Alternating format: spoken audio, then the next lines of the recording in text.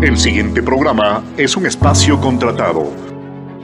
Curiquingue TV no se responsabiliza por las versiones emitidas.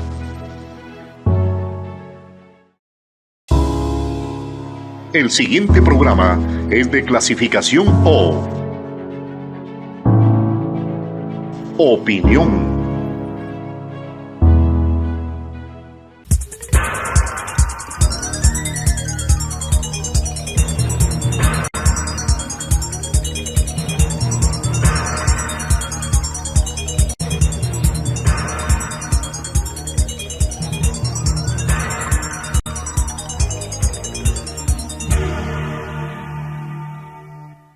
Amigos y amigas, tenemos la grata participación del asambleísta, correísta por Pichincha, Franklin Samaniego. Muchas gracias realmente por la oportunidad. Muy buenas noches. Buenas noches con todos y con todas. Gracias por la posibilidad de conversar sobre temas de suma importancia para el país, más ahora en la coyuntura compleja y difícil en la que vivimos por los temas de salud, de seguridad, etcétera, etcétera. Así es que muchísimas gracias por la invitación. La fiscalización del Parlamento ecuatoriano en contra de los gobiernos locales y sus representantes. El artículo 120 de la Carta Magna limita sobre todo el alcance de la fiscalización parlamentaria. El COTAD en su artículo 56 se ciñe a que el Consejo Municipal es el órgano respectivo de fiscalización del gobierno autónomo descentralizado municipal. Por lo tanto, por ende y por consiguiente, no cabe la fiscalización a los troles, como pretende el gobierno nacional. Su opinión, su palpitar, su reflexión, su concepto, por favor, le escuchamos, asambleísta, detenidamente. Bueno, muchísimas gracias por la pregunta. La Asamblea Nacional, en esta coyuntura política compleja en la que nos encontramos frente a un proceso electoral en donde se renovarán los cargos o las autoridades locales como prefectos, alcaldes, concejales, miembros de juntas parroquiales, ha determinado que ciertos asambleístas con espíritu de ediles, de concejales, hayan planteado algunos procesos de fiscalización. Yo digo procesos de fiscalización entre comillas, porque nacen no de una investigación profunda sobre temas que inclusive, como usted ha señalado, no son de competencia de la Asamblea Nacional, y esto no quiere decir que nosotros en particular nos opongamos al tema de la fiscalización, temas que le corresponde, muy bien, como usted ha señalado, a la Cámara Provincial, a la Cámara Municipal, a los consejos municipales, de acuerdo a sus competencias. Y usted bien lo ha señalado, tanto la Constitución como el Código Orgánico de Descentralización y Autonomía establece ese elemento sustancial en relación a la autonomía administrativa, financiera y de todo orden que tienen los gobiernos autónomos descentralizados. Y eso marca una diferencia entre la fiscalización que hace la Asamblea Nacional a las instituciones que establece la Constitución en el artículo 120 y la competencia que tienen los gobiernos municipales y particularmente las cámaras, que lo que hacen es algo parecido a la Asamblea Nacional. Ellos legislan en virtud de ordenanzas y fiscalizan en virtud de los procesos que establece en la ley con los procedimientos respectivos. Así es que temas como, por ejemplo, determinar el análisis de la investigación sobre procesos penales e indicios de responsabilidad penal Nacional establecidas por la Contraloría General del Estado, le corresponde, uno, a la Fiscalía General del Estado y dos, le corresponde a la Contraloría mismo y a los otros órganos de control. Sin embargo, la Asamblea Nacional tiene temas sustanciales que debe fiscalizar, que le competen hacerlo. Los casos de, por ejemplo, de provisión de energía eléctrica que han causado un grave problema al país, inclusive un perjuicio complejo, no solo con el tema de ATM, el caso de Progen y muchos otros casos que han llamado y concitado la atención de la ciudadanía y del público en general. Así es que le digo yo, casos como por ejemplo en Quito, en virtud de una resolución adoptada por el Pleno de la Asamblea Nacional como cambio del orden del día, para que como un modus operandi ahora se le plantea a las comisiones hagan investigaciones sobre temas como por ejemplo el tema del trolebús, el tema en el caso ese de la adquisición de unidades, el tema del metro de Quito, el tema ahora de la seguridad, que es responsabilidad expresa del gobierno nacional. Entonces, parece que en este contexto a los asambleístas oficialistas de la bancada de ADN hoy les concita la inquietud y la problemática local que es competencia del municipio, que es competencia de sus autoridades y que es competencia de los concejales el de poder fiscalizar. Vamos con el caso Progen, Selec.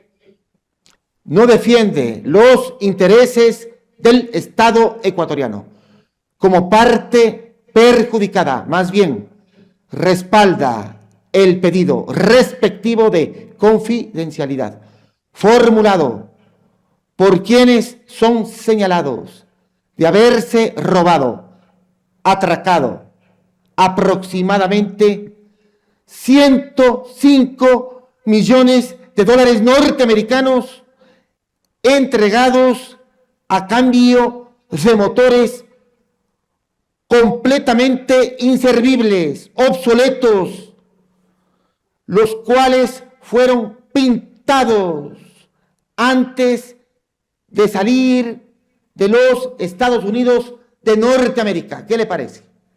Bueno, la situación no es aislada, no es un caso en particular.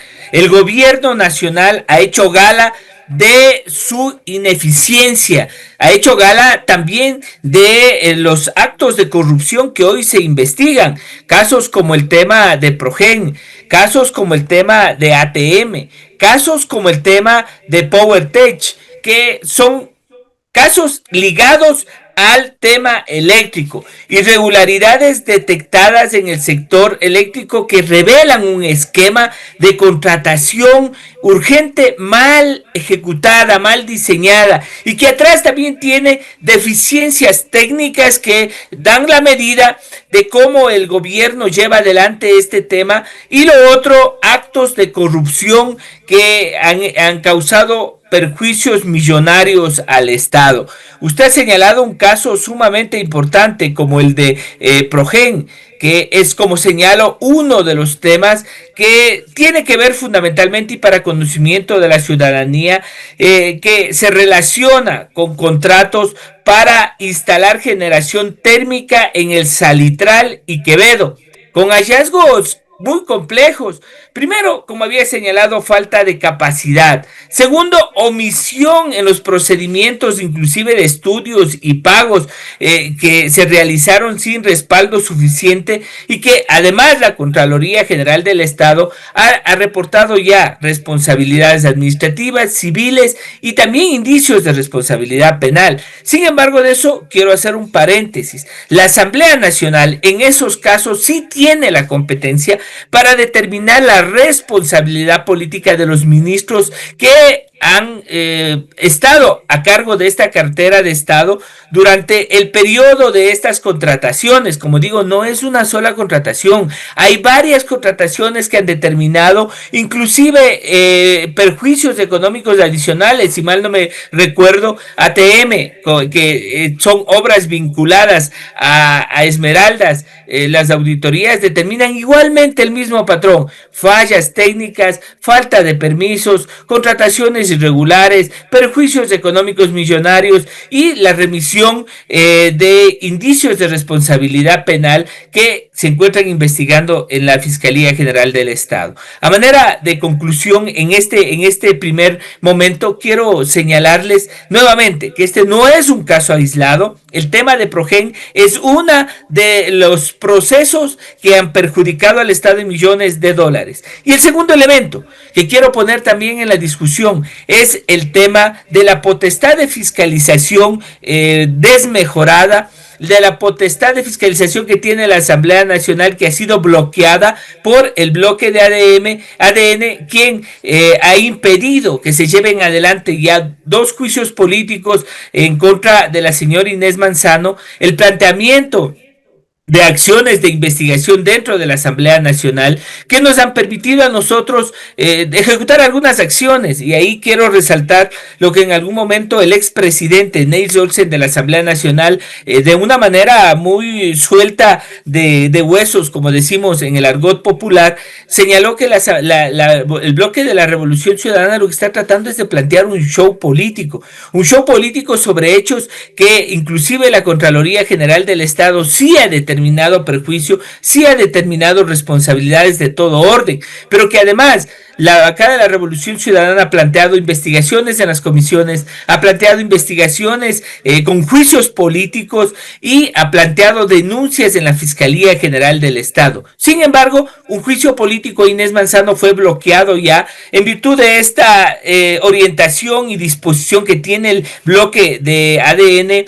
Usted recordará que el primer juicio era sobre el caso Progen, en el que lamentablemente, luego de haber sido calificado con un informe de la Unidad de Técnica Legislativa que determinaba que se había cumplido con todos los requisitos y que no había ningún inconveniente, y determinaba que cumplía con los requisitos y se lo calificaba y se lo pasaba de acuerdo a lo que determina la Ley Orgánica de la Función Legislativa a la Comisión de Fiscalización, en la que apenas ingresaba, abocaron conocimiento y tenían que proceder a la calificación para avanzar con el juicio político. Esta calificación lamentablemente no contó con los votos de ADN, quienes al no votar o al votar en abstención no permitieron que ni se califique ni se archive este juicio político, y que al final terminó en el limbo y que hasta el momento no ha tomado ninguna decisión, por lo que se ha planteado que de acuerdo a lo determinado en el artículo 142 de la Ley Orgánica de la Función Legislativa, en donde se expresa que si una comisión, en virtud de su potestad de fiscalización o legislación, no toma una decisión, tiene que ser el Pleno de la Asamblea Nacional. Lamentablemente, hoy Esteban Torres, que está al frente de la Asamblea Nacional, no ha dado paso a ese pedido. Vamos a insistir porque estos hechos no pueden quedarse en impunidad, y lo que creo yo, y hoy denuncio, están haciendo tiempo para que avance el tiempo, valga la redundancia, y que, como en el caso del ministro Luque, ya se extinga la potestad de fiscalización que tiene la Asamblea Nacional. Hoy se ha calificado un juicio político, el juicio político está ya en proceso en la Asamblea Nacional, y aspiramos que cumpla con el objetivo de que en lo que nos corresponde, la sanción política que determina la ley, se establezca la censura de la ministra Inés Manzano. El juicio político concerniente que se dará en contra de la ex ministra de Energía Inés Manzano. Vamos con las expresiones vertidas por parte del asambleísta correísta Blasco Luna Arévalo. La Comisión de Fiscalización terminó, sobre todo, calificando dicho juicio político, porque ya no era posible sostener una posición contraria, adversa. ¿Qué le parece? Así es, como en el caso usted recordará y la ciudadanía recordará el caso tan complejo que fue el juicio político a Mario Godoy, en donde inclusive la bancada de ADN, conociendo la problemática del sistema judicial, sabiendo que el sistema judicial no era una solución o no era el elemento sustancial que tiene que, o el jugar el rol principal junto al tema de la seguridad, y que al final terminó con una destitución y censura del señor Mario Godoy. Paralelamente, como usted bien lo ha señalado, hoy la vendetta pública, la vindicta pública, la ciudadanía en general, las organizaciones han hecho presión en la Asamblea Nacional, inclusive nosotros desde los medios de comunicación, y ahí quiero agradecer este espacio también por los pronunciamientos que ha realizado. El bloque de ADN no ha tenido otra opción que calificar este juicio político y llevarlo adelante. Hoy el juicio político ha sido ya calificado, se encuentra en la etapa de, como determina la ley, de 15 días de contestación y presentación de pruebas de las dos partes, o sea, los ponentes y los funcionarios, la funcionaria cuestionada. Luego de eso, en el procedimiento legislativo se evacuarán las pruebas y ahí vamos a demostrar todo lo que estamos señalando, pese a que ha sido de conocimiento público de la ciudadanía en general. Lo otro, habrá una remisión de un informe y al final aspiramos que para el mes de agosto o septiembre podamos tener ya los informes pertinentes que vayan al Pleno de la Asamblea Nacional y sea el Pleno de la Asamblea Nacional el que debata. Ahora, esperamos que Inés Manzano comparezca a la comisión, como es su obligación, comparezca al Pleno de la Asamblea Nacional y le dé la cara al pueblo ecuatoriano, porque como acabo de señalar, no solo es un caso, es Progen, es ATM, es PowerTech también, que es otro contrato que se está llevando adelante y que todo se ha enmarcado en los elementos que acabo de señalar, pero además con unas revelaciones y la exposición de videos,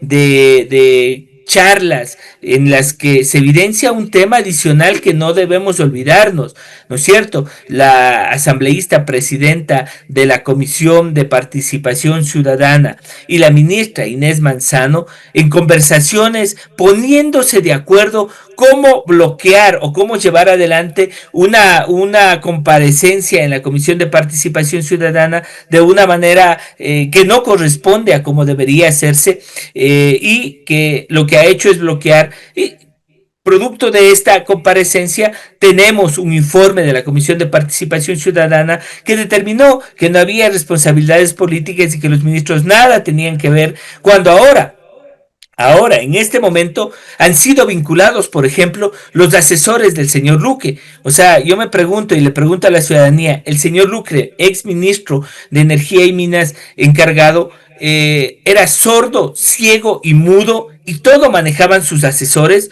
Son cosas que no vamos a dejar que se pierdan y que se diluyan, sino que más bien determinen las responsabilidades como corresponde. Por ejemplo, en la Fiscalía General del Estado, con la imputación de los delitos y las sanciones pertinentes, la Contraloría General del Estado como corresponde, pero además la Asamblea Nacional tiene que cumplirle a la ciudadanía con ese rol de control político que le otorga la Constitución y la ley.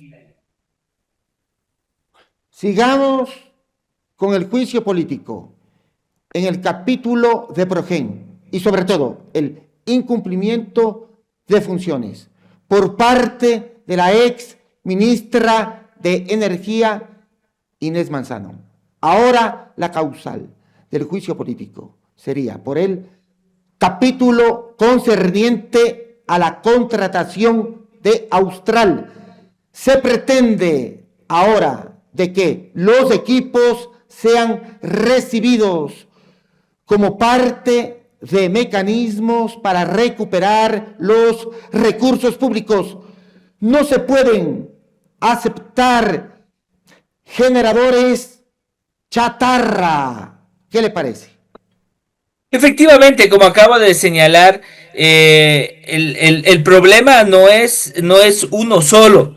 Ahí, cuando hablamos de Austral en el Ecuador, es una contratación de emergencia para instalar generación eléctrica en Esmeraldas, que terminó con retrasos, que terminó con pagos adelantados y equipos que no entraron en operación a tiempo. Y ahí además hay que tomar en cuenta una situación. La Contraloría General del Estado ha determinado irregularidades graves, posibles responsabilidades administrativas, civiles y penales y un perjuicio millonario para el Estado. Los pagos adelantados que reportó SELEC más o menos van por, si no me equivoco, por los 53 millones antes de que la central operara. Hay un incumplimiento de plazos, como señalo. Austral no cumplió con la puesta en marcha prevista en enero del año 2025. Hay fallas técnicas y de control. La auditoría ha determinado que las solicitudes sin respaldo, la selección de proveedores sin suficiente experiencia, que es más o menos lo que viene pasando en todos los casos, las verificaciones técnicas, incluso por videollamadas. Dese cuenta cómo los técnicos pueden hacer verificaciones por videollamadas y, como señalo, posibles responsabilidades penales. ¿Y cuál es el impacto? El caso no solo implica la pérdida de recursos, sino también menos capacidad para enfrentar la crisis eléctrica en los momentos críticos del país. Por eso me permito señalar que Austral se convirtió en uno de los símbolos de las contrataciones cuestionadas en el sector eléctrico, junto a Progen, junto a ATM y todo lo que acabamos de señalar, ¿no? En el caso de Austral, que efectivamente se determina con las siglas como lo conocemos como ATM. La adquisición de 7 helicópteros por más de 200 millones de dólares norteamericanos, los cuales no se justifican. No sabemos para qué serán utilizados.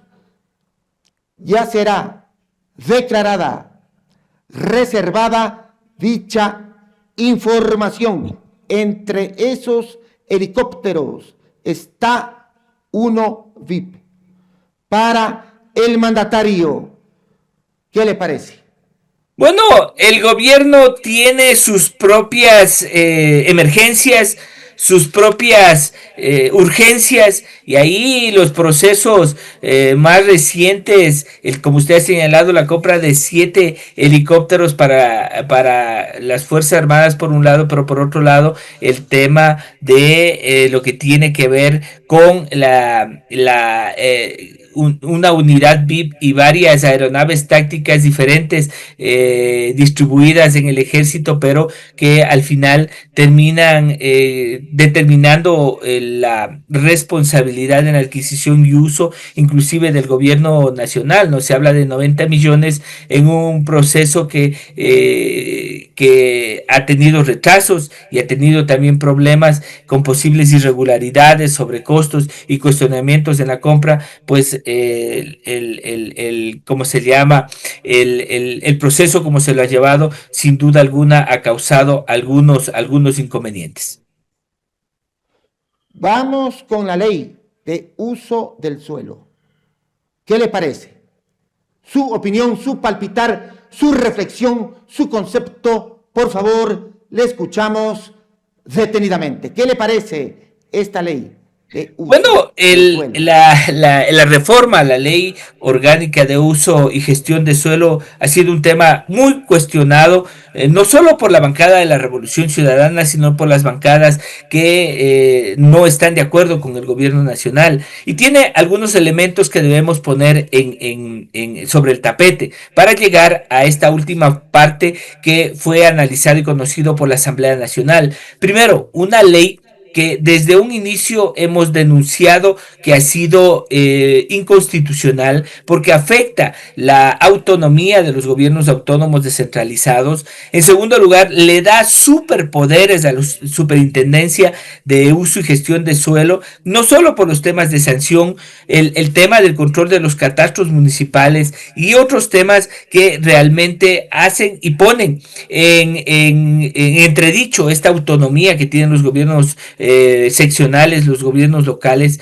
Y lo otro que es sustancial también, el tema, nos tratan de incluir ahí temas de vivienda de interés social, que al final lo que hacen es tener una perspectiva hacia lo que el gobierno viene llevando adelante, que es el beneficio a ciertos sectores en perjuicio de los demás. Se sube la base, por ejemplo, de la vivienda de interés social, se determina la posibilidad que el presidente de la República pueda declarar proyectos no solo urgentes, emergentes, sino prioritarios, y que en 30 días tengan que los gobiernos autónomos descentralizados llevarlos adelante e incluirlos en el catastro y evacuar todos los temas administrativos que realmente, como señalo, es un atentado en contra de la autonomía de los gobiernos autónomos centralizados. Y fundamentalmente algo que nos ha llamado mucho la atención es el tema del manejo del catastro municipal. Por otro lado, esta ley se llevó adelante, el gobierno tiene los votos en la Asamblea Nacional, pero algo que nos llama la atención, pese a haber denunciado estas irregularidades, haber denunciado que efectivamente es una ley inconstitucional como la que aprueban casi siempre la bancada de ADN. Recuerde usted 2 leyes ya que varios artículos han sido suspendidos por ser inconstitucionales, varias leyes económicas urgentes con decenas de demandas de inconstitucionalidad, como por ejemplo la reforma al COTAD, que también afecta a la autonomía de los gobiernos autónomos descentralizados, la ley que se la vende como un elemento sustancial para la inversión de los gobiernos autónomos, la ley que se denomina 70-30, lo que está haciendo en este momento es perjudicando la inversión social, la que no tiene que ver con el cemento y el asfalto, que también tiene muchas demandas de inconstitucionalidad y que justamente en estos días se calificó y se acumularon varios procesos y varias demandas, y esperamos que avance, que la Asamblea Nacional cumpla las disposiciones de los jueces, entreguen la información así como las otras instituciones del Estado y se resuelva lo más rápido posible y no se perjudique a la ciudadanía. Van avanzando en esta línea de las leyes que la bancada de ADN plantea y aprueba con estos vicios que son sustanciales. Ahora, da la casualidad que el mismo presidente de la República veta parcialmente la ley, reforma a la ley orgánica de uso y gestión de suelo, determinando que hay artículos inconstitucionales y que llegaron a la Corte y que fueron ratificados y que la Comisión ni siquiera tuvo la gentileza o la obligatoriedad o la prolijidad de analizarlos y ajustarlos a lo que determinaba la Corte, y otros de forma que también inclusive en técnica legislativa plantea el Ejecutivo como parte del veto, y da la casualidad que llevan al Pleno de la Asamblea Nacional sí cambiar lo sustancial de lo incómodo y de lo no solo incómodo, sino de lo que no le corresponde hacer a la Asamblea Nacional, como es afectar la autonomía de los gobiernos autónomos centralizados, y plantearon primero el tema del allanamiento al veto del presidente de la República, y lo segundo es la ratificación de unos textos. Sin embargo, de eso nuestro bloque, por coherencia, votó en contra de lo planteado, porque no se cumple ni con la sentencia el pronunciamiento de la Corte, inclusive ni con el veto del presidente de la República, por lo que votamos en contra. Sin embargo, como señalo, el bloque de ADN, el bloque oficialista, tiene mayoría en la Asamblea Nacional y lo procedió a aprobar, y en este momento será remitido ya al registro oficial. Con lo que, en conclusión, lo que se hace es afectar a los gobiernos autónomos centralizados en esta línea de gestión en contra de los gobiernos autónomos. Y ahí quiero solo hacer un pequeño paréntesis. Mire, estamos en un proceso electoral que va a renovar, como decía al inicio, las autoridades locales. Entonces empieza los problemas con los gobiernos autónomos centralizados para afectar primero el tema de sus presupuestos, porque el gobierno no ha cancelado hasta la presente fecha las deudas que tiene con la mayoría de gobiernos autónomos centralizados. Segundo, una reforma al COTAD que afecta a los gobiernos autónomos y principalmente a la ciudadanía. Tercero, una reforma a la ley orgánica de uso y gestión de suelo. Y cuarto, procesos de investigación que no le competen a la Asamblea Nacional llevarlos adelante, que se han aprobado en el Pleno de la Asamblea Nacional y que hoy se llevan adelante en varias de las comisiones, y que aspiro yo que por lo menos permitan para transparentar las cosas y no para perseguir autoridades que que en este momento les resultan incómodas al gobierno nacional. En cuanto a esta ley de uso de suelo, ¿habrían negocios inmobiliarios por parte del entorno presidencial? Sobre todo, le pregunto, asambleísta, ¿habrían intereses creados, fraguados por parte de la familia del presidente Daniel Noboa Asín? Bueno, yo señalar en forma particular este tema no lo podría hacer. Sin embargo, cuando usted cambia la base de la vivienda de interés social para hacer proyectos de vivienda de interés social, efectivamente lo que se está haciendo es beneficiando a unos y en desmedro de lo que la ciudadanía y la gente que va a adquirir las viviendas tiene. Y en segundo lugar, el tema también de la posibilidad de las donaciones que tiene. Recuerde usted que la ley determina que hay la posibilidad de hacer donaciones de vivienda de interés social. ¿Y quiénes pueden hacer donaciones en este caso? La normativa y las reformas que han llevado adelante han ido en ese sentido, fundamentar una política pública en el altruismo para con eso resolver la inoperancia y la ineficiencia del Estado. Hacer viviendas de interés social. Una vivienda de interés social está entre 65 $75 mil para que luego con la inversión y la donación se ha imputado al 30% de la declaratoria de la declaración del impuesto a la renta que tienen que hacer todas las personas naturales y jurídicas. Entonces, una persona para poder hacer una donación interesante, una donación que al Estado y a la ciudadanía le beneficie, tendrá que tener algunos millones de dólares que dejar de pagarle al Estado, y al final no termina siendo un acto de altruismo, porque la plata que tiene que recuperar el Estado por el tema del impuesto a la renta, lo que están haciendo es haciendo viviendas, o sea, haciendo negocio, entregándolas al Estado para que entregue a la ciudadanía, en vez de que el Estado recaude los valores, construya las viviendas y entregue a la ciudadanía. Entonces ahora va a haber un intermediario que al final termina siendo las grandes inmobiliarias, que al final terminan siendo los grandes capitales del país, quienes en todo este periodo han sido beneficiados con exenciones, perdonándose impuestos, como ha pasado inclusive ahí sí con nombres y apellidos la familia del presidente de la República, con dejar de pagar esa deuda que tenía de más o menos 70 a 90 millones de dólares con el Estado y con el Servicio de Rentas Internas, en virtud de una ley económica urgente que al final fue declarada inconstitucional. Podríamos hablar de Novis, por darle y citarle un ejemplo respectivo, asambleísta.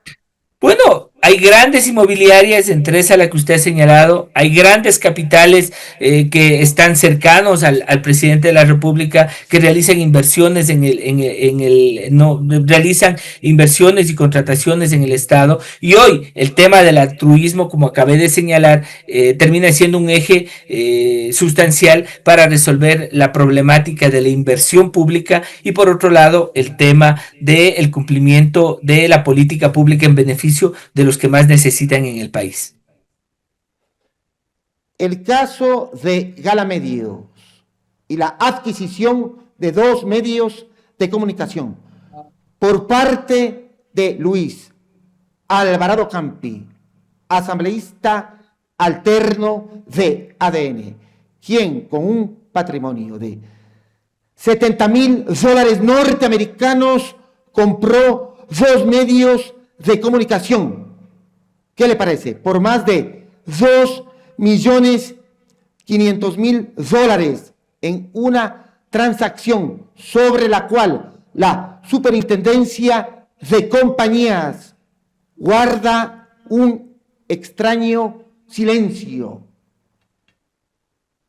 Bueno, es un grave problema y complejo que se ha denunciado, que lo hemos denunciado en el Ecuador y que no ha sido investigado.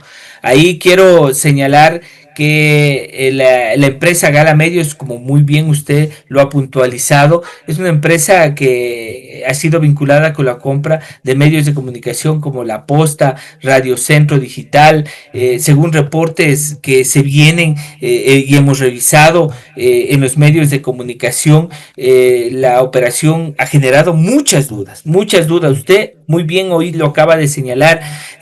Ahí se conoce que efectivamente habrán sido 2.6 millones los que con los que se había adquirido estos medios de comunicación, y que Galamedios cerró en el año 2025 con activos reportados mucho menores, hablaban de $50,000, que era lo que tenía supuestamente en sus activos. Sin embargo, un asambleísta alterno involucrado en este tema, y que ha sido otra de las deudas que tiene la Asamblea Nacional, que en esos casos sí debería investigar a la superintendencia, debería investigarse a todas las autoridades que están involucradas en este tema y que lamentablemente hasta el momento no le han dado una respuesta al pueblo ecuatoriano.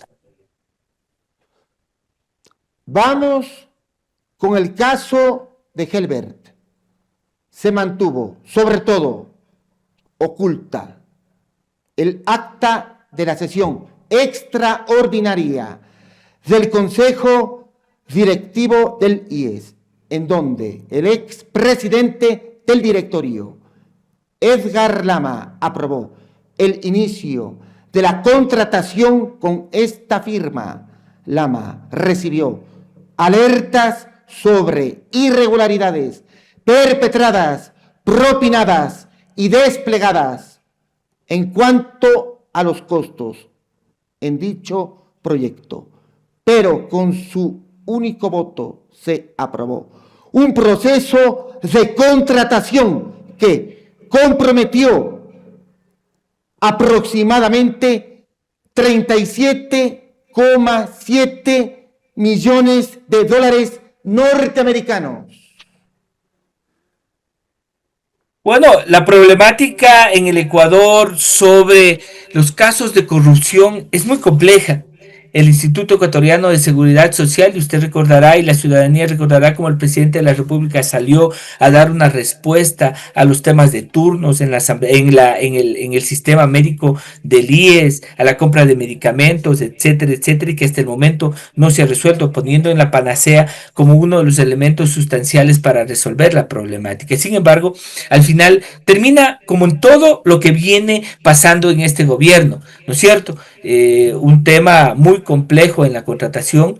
En segundo lugar, la posibilidad, y como usted lo ha señalado, la denuncia sobre las actuaciones del presidente del Consejo Directivo del IES, Edgar Lama, pero además también con la denuncia y la investigación sobre el perjuicio millonario, que es otro de los casos de corrupción que este gobierno no lo ha transparentado. Siempre se trata de buscar un culpable que no es del gobierno, y en ocasiones también la responsabilidad de los niveles medios de gestión administrativa, y no quienes efectivamente están al frente de estos procesos que sin duda alguna, en vez de dar soluciones inmediatas, lo que hacen es dejarle más dudas, más problemas.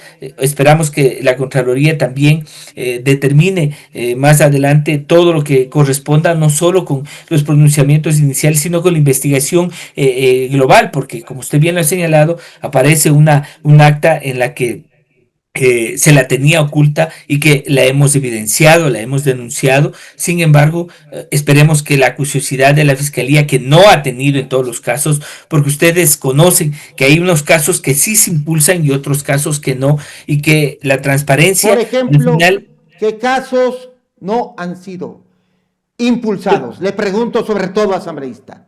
El mismo caso de las denuncias que señalaba anteriormente. Usted recordará que el caso Progen tiene algunas investigaciones, y ahí le pongo 2 denuncias que ha hecho la bancada de la Revolución Ciudadana, y que hasta el momento no hemos tenido ninguna notificación ni avance sobre el proceso de investigación.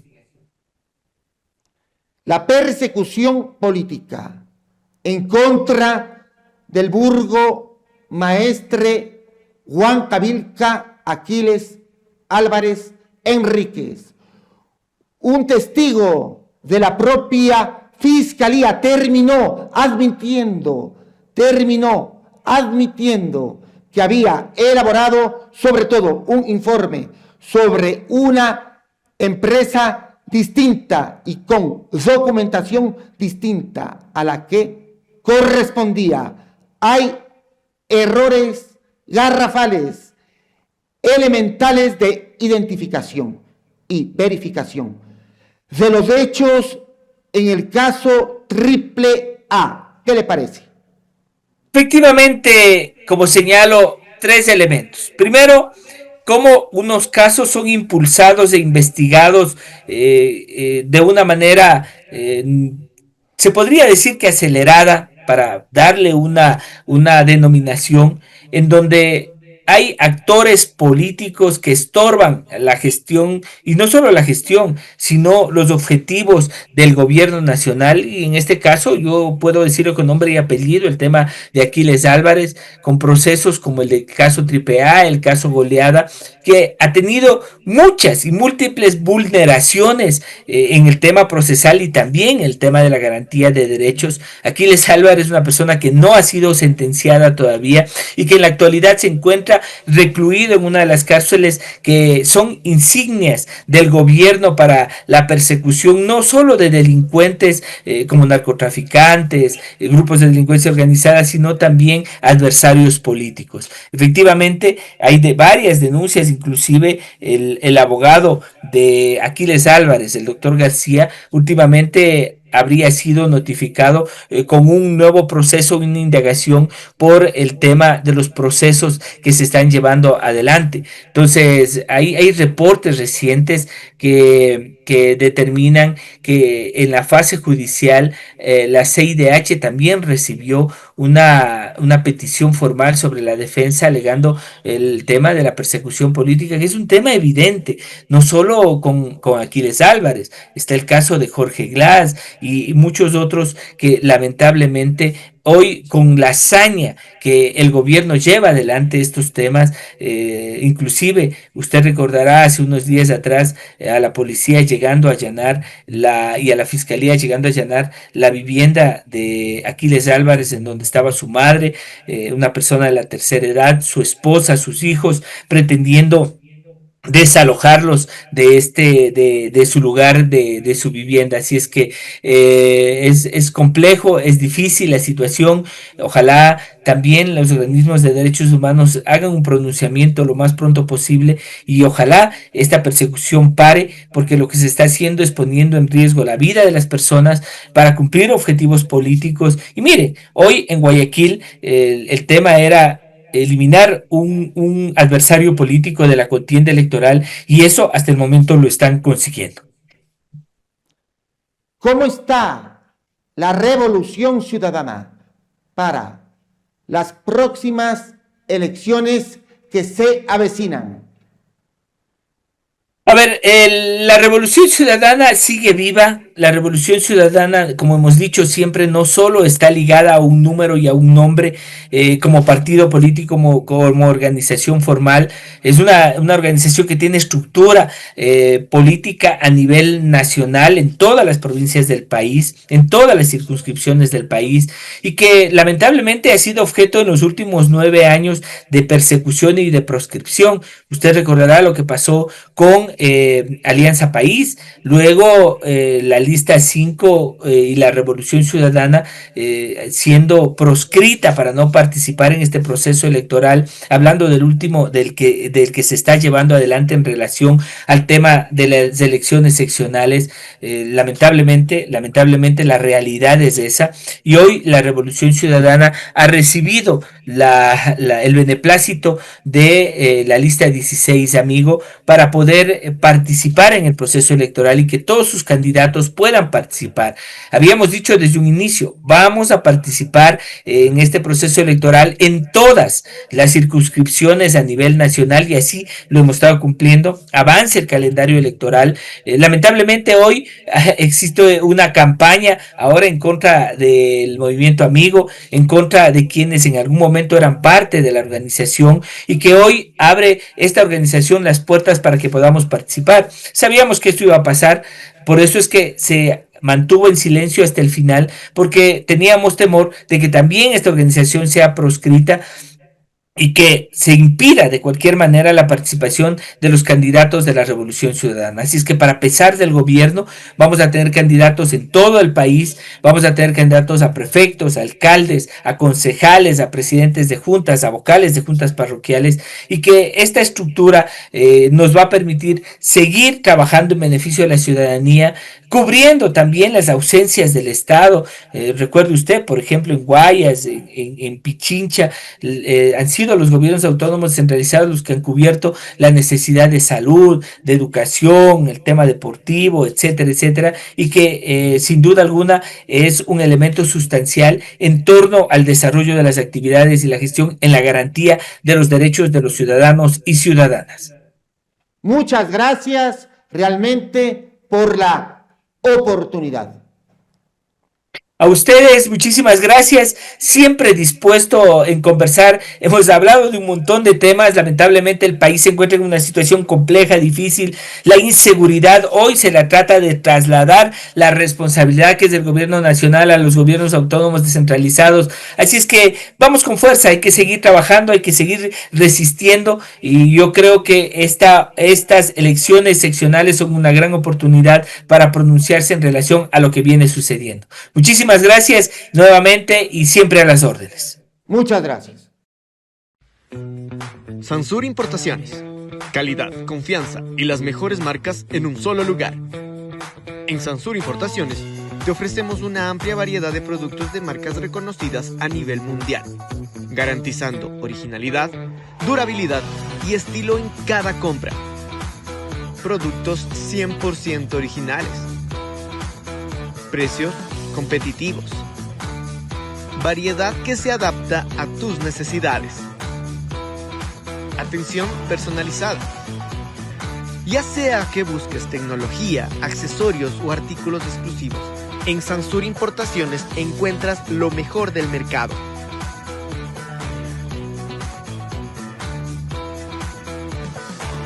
Tu mejor elección en productos de marca. Sansur Importaciones, lo mejor del mundo, más cerca de ti.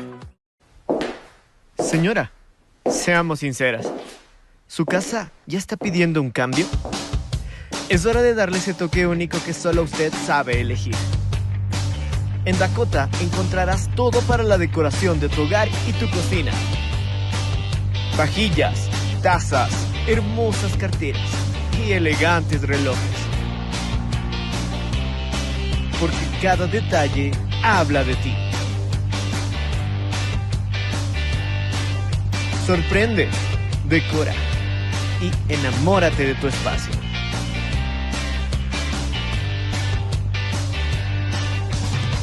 Dakota, productos para el hogar, donde lo exclusivo tiene nombre.